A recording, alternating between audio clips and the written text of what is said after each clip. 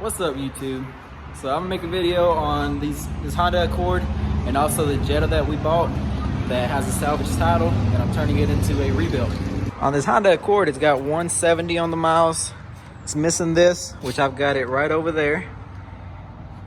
And then I actually went to the parts store to get that stuff and went to the junkyard. It's missing the fender. I found one, same color. I also got a headlight, and that's really it on this one. I mean, it's got a few little, dings and stuff right there. I'm not gonna fix that. I'm just gonna make sure, the car is mechanically good and it looks decent. But I'll make this video.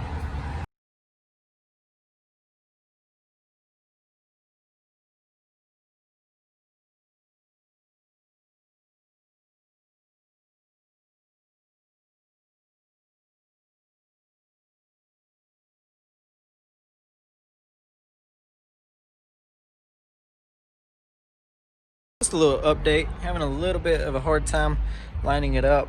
And I also had to look for my own screws. That's one thing that, this car didn't have, was all the original screws, but I've got plenty here.